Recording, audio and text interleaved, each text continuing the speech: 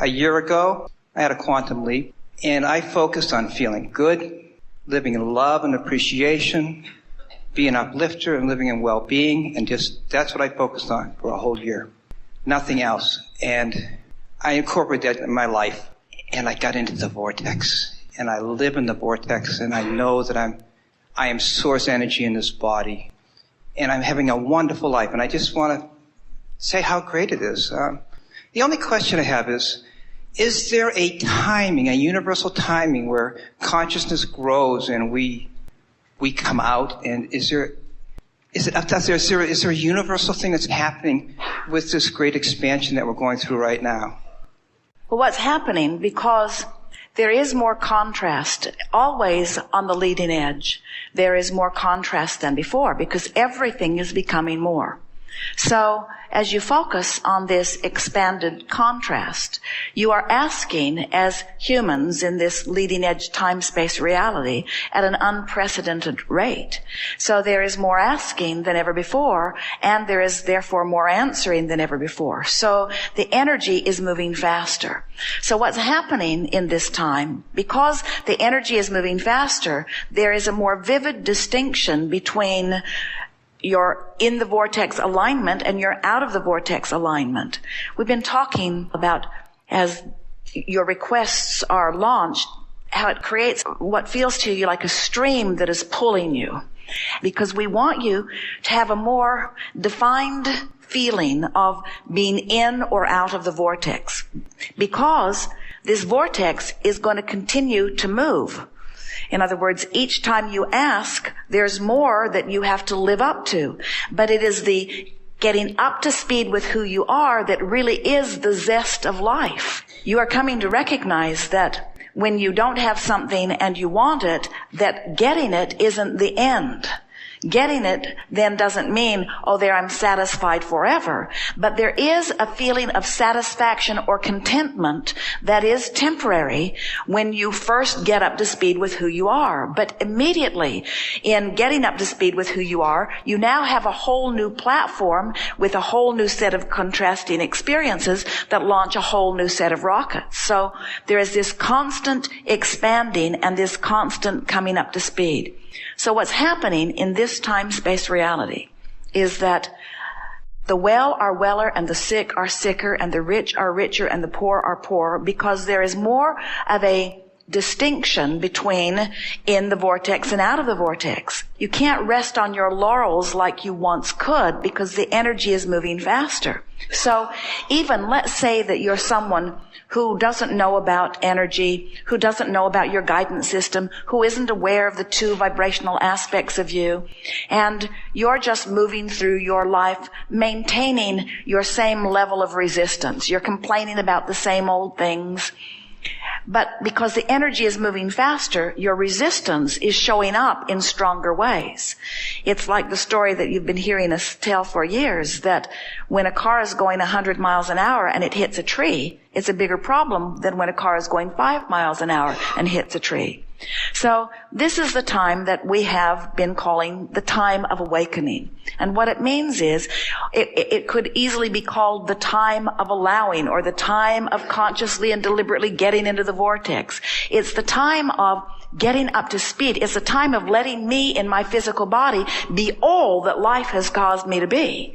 So when you deliberately tune yourself into the joy that is you, so that you're moving at the same frequency as who you really are, it isn't that life moves faster for you. It just feels so much more delicious, so much more detailed. There's so much more depth and breadth to it. If you are in an airplane high in the sky, 500 or 600 miles an hour, looking out the window, it all looks calm down there. But if you put that same aircraft on the ground at that speed, it would not feel calm. Because the resistance of the being on the ground would make it a white-knuckle flight for sure.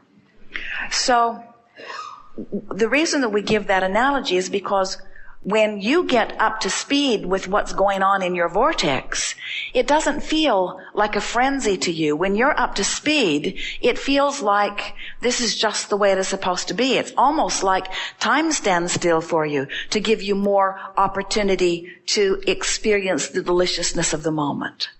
Time feels more rushed when you're outside the vortex than when you're inside the vortex. So that's some of what you're experiencing. The time of awakening, the time of being in the vortex is now. And when you think about it, all of the new energies coming in, all the babies being born, they're all coming from this up-to-speed perspective. And old ones are croaking and new ones are coming in. So the dilution ratio of resistance is diminishing. It's interesting.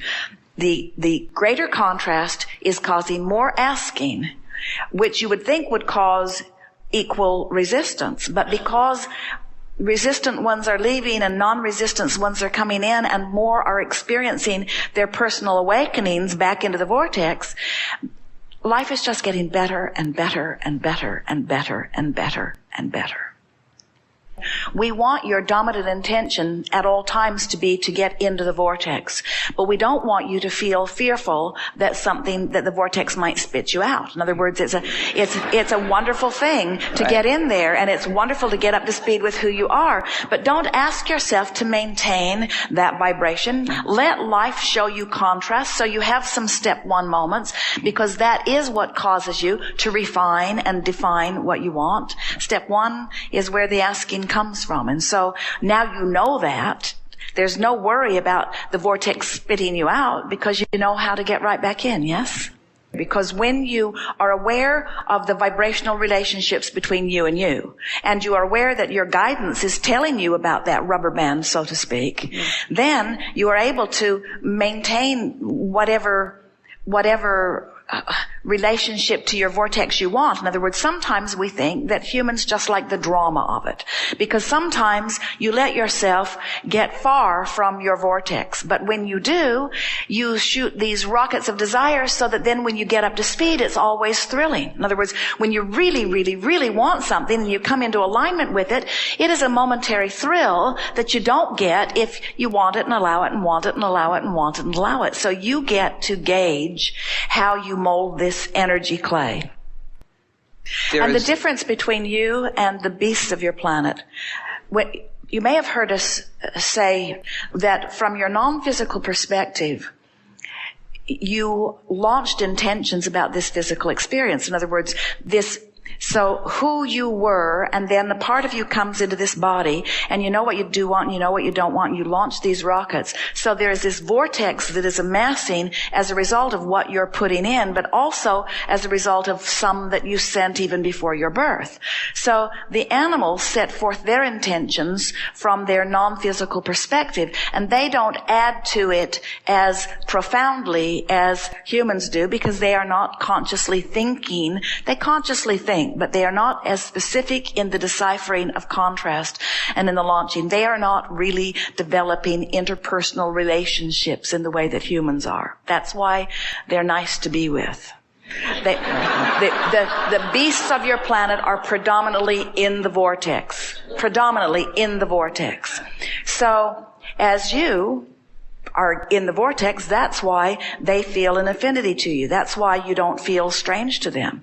Man has described the instinctual aspects of the beasts of your planet, but we say the instinctual aspects are really about their vibrational aspects. And so it's nice to know that when the critters start coming around you, that it is a good indication that you are, at least in the time of them being interested in you, offering a vibration that they feel an affinity to rather than an aversion to. Yes. The most visceral feeling from inside the vortex is one of alignment with Source. That is the epitome of that love that you're talking about.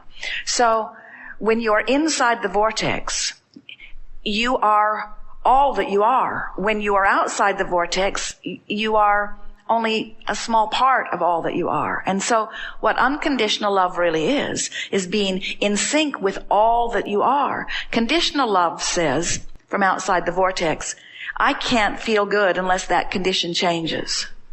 Unconditional love says the condition can remain as it is. I'm going to get inside the vortex and see it through the eyes of source. And it's a very powerful understanding when you realize that when you are in tune with who you really are, that everything that you gaze upon looks different. But it's not just that. When you're inside the vortex, you don't have access to outside the vortex kinds of things. So from inside the vortex, a different group gathers around you wherever you are. But let's say you're locked in to some groups. Let's say you're locked into your family reunion. Let's say you're locked into your spouse. That old ball and chain thing. So it's the same people. So you're not really letting your inside the vortex law of attraction assemble your group of co-creators. You have already defined them even before you were predominantly inside the vortex. So you're still going to the same places and still seeing some of the same faces. But from inside the vortex, you elicit different aspects from them. Because from inside the vortex, your point of attraction is different. And that is truly what upliftment is. And that is truly what the power of unconditional love is.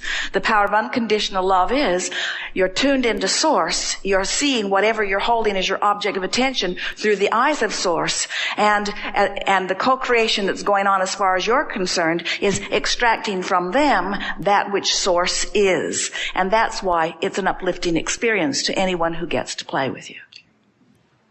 So it's an interesting question that people ask. What's my purpose?